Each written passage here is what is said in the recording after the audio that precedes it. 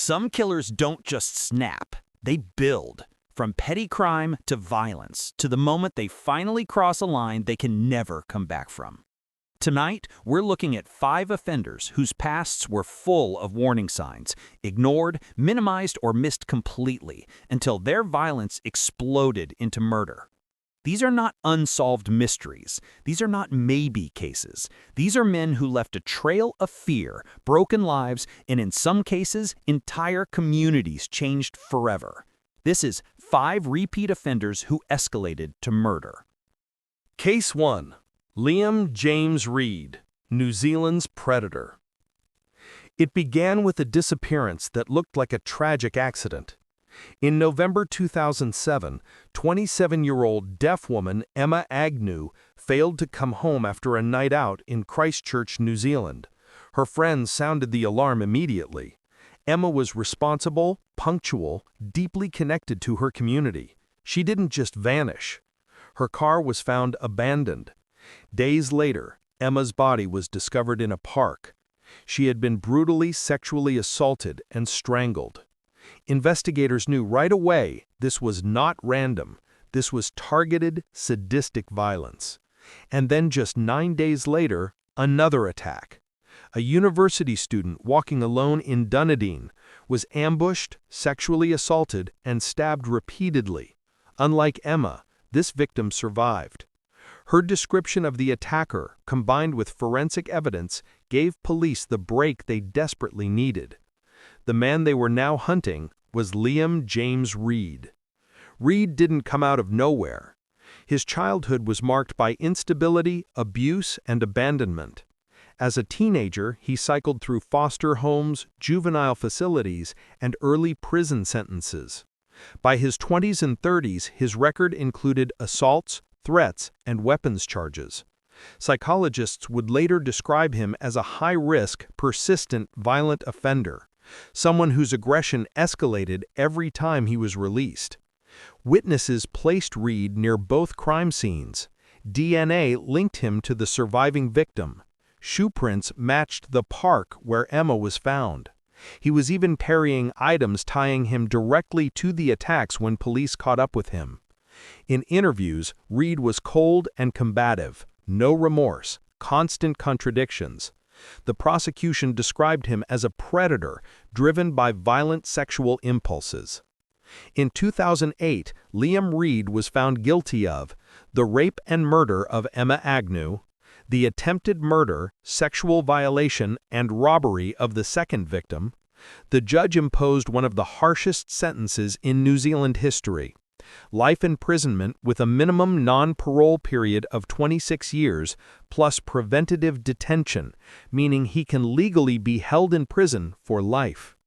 Even behind bars, he continued to commit assaults, proving what psychologists had warned. Liam Reed is a lifelong danger whose violence only ever escalated. Case 2. William Arnold Armendariz III, the gang executioner. On a quiet day at Banning Cemetery in Southern California, visitors heard gunfire echo between the graves.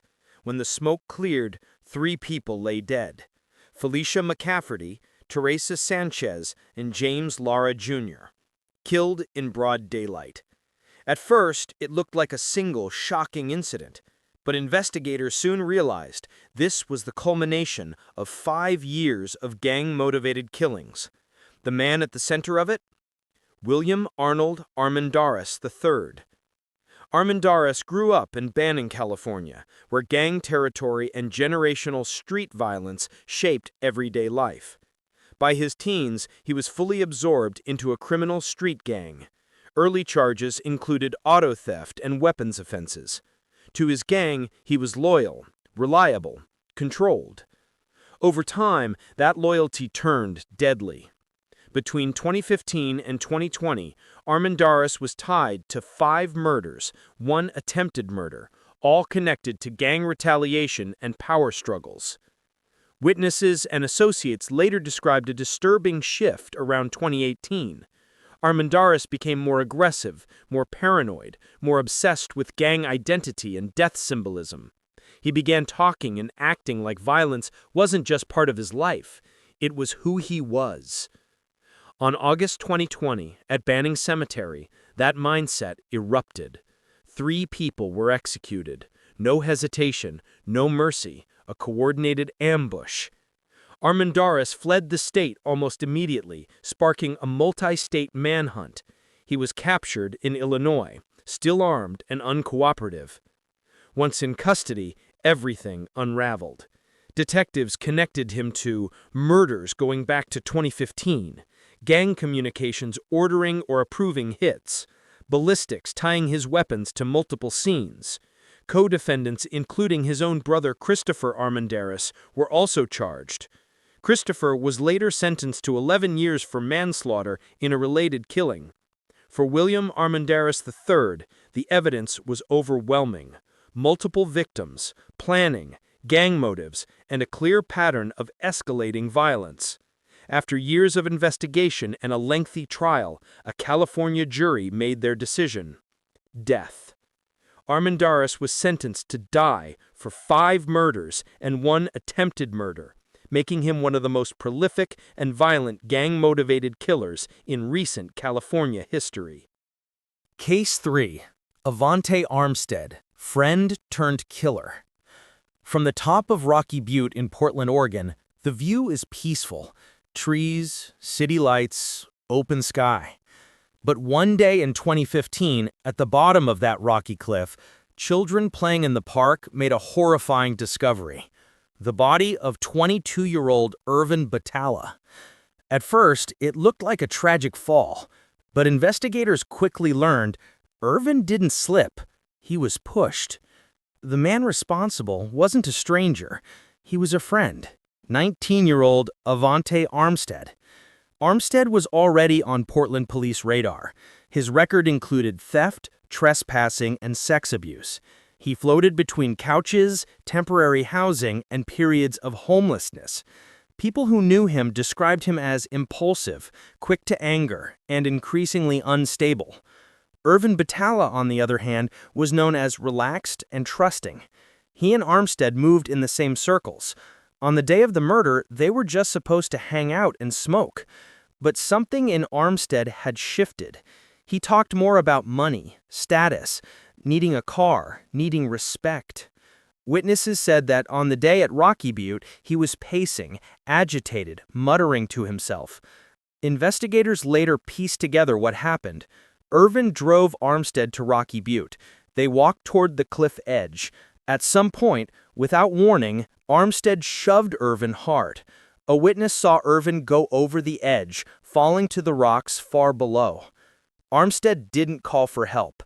He walked back to the car, got in, and drove away, leaving his friend to die where he fell. For a time, the case stalled. Armstead was arrested on unrelated charges and held in custody while detectives quietly built the homicide case. By 2017, they had a witness who saw the shove, physical evidence consistent with a forced fall, testimony that Armstead admitted taking the car afterward, a criminal history showing escalating behavior. Originally charged with murder, Armstead eventually accepted a plea deal. In 2019, he pled guilty to first-degree manslaughter, third-degree robbery. The murder charge was dismissed in exchange. His sentence, 216 months in prison, 18 years. He will still be relatively young when he gets out. Irvin Batalla won't. A suitcase floating in a Kentucky lake looked out of place. Inside, investigators found the body of 36-year-old Gwyn Ritchie Phillips. The year was 2003. The killer was just 21. Joshua Cottrell. Cottrell claimed self-defense, that Phillips made unwanted sexual advances, and in a panic, he killed him. It was essentially a gay panic defense, controversial from the start. But what he did afterward told a different story. He concealed the body, tampered with evidence, disposed of Phillips in that suitcase in a lake. In 2005, Cottrell was convicted of second-degree manslaughter, theft, and tampering with evidence. He received roughly 17 years, the maximum under Kentucky law at the time for those charges. Then he got out. For nearly 2 decades, the question hung in the air. Was Joshua Cottrell a scared young man who made a terrible decision, or something far darker? In 2025, that question was answered.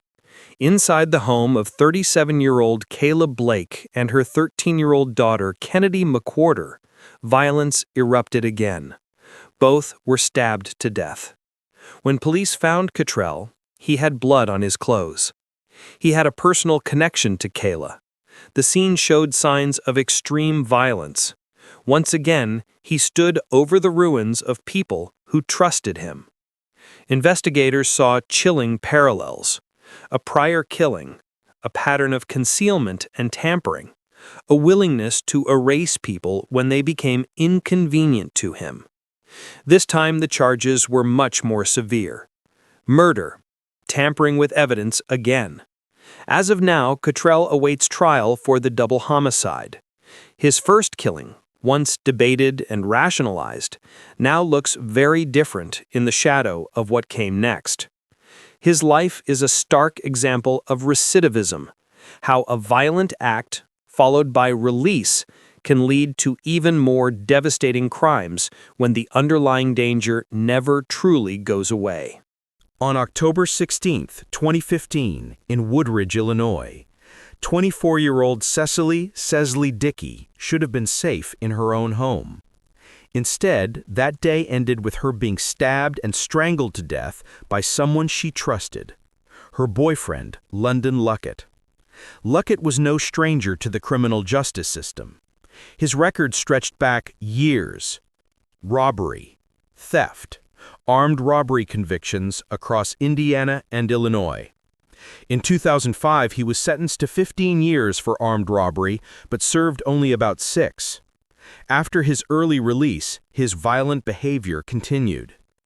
By the time he met Cecily, Luckett had a clear pattern: escalating crime, increasing violence, and little regard for the law or for human life. On that October day in 2015, an argument inside Cecily's home turned into something far more sinister. Luckett attacked. He stabbed and choked her, leaving her dead, stole her debit card and cell phone, fled in her car. It was both vicious and opportunistic, not just a domestic attack, also a robbery and a calculated escape. Police quickly connected him to the murder. He was arrested in December 2015 while already in custody on unrelated charges. Forensic evidence, digital trails, and his movements after the killing all pointed straight to him. In 2021, after a 5-day jury trial, Luckett was convicted of first-degree murder and armed robbery. His sentence was severe and final: 2 consecutive natural life terms without the possibility of parole, plus 25 years for armed robbery. London Luckett will die in prison. For Cecily's family, the sentence can never equal the loss, but it does mean he will never again walk free. Her case is a harsh reminder of how domestic violence can escalate to lethal levels, and how a long, violent criminal history can eventually culminate in murder. These 5 men didn't just wake up one day and become killers. Their stories are filled with long criminal records, escalating violence, warning signs that were missed, ignored, or not taken seriously enough. From New Zealand to Texas, California to Illinois, the pattern is painfully familiar. When violent behavior goes unchecked, it rarely stays the same. It grows, it hardens, it spreads to everyone around them. For the victims and their families, there is no true closure, only the knowledge that the people responsible have finally been stopped. If you're still watching, you're the kind of person who wants to understand how and why these cases happen, not to glorify them, but to learn from them. If you found this breakdown informative and you want more deep-dive true crime cases like this, subscribe to the channel, hit the like button so more people see this video, and let me know in the comments. Which of these cases shocked you the most, And do you think the sentences were enough? Thanks for watching. Stay safe, stay aware, and I'll see you in the next one.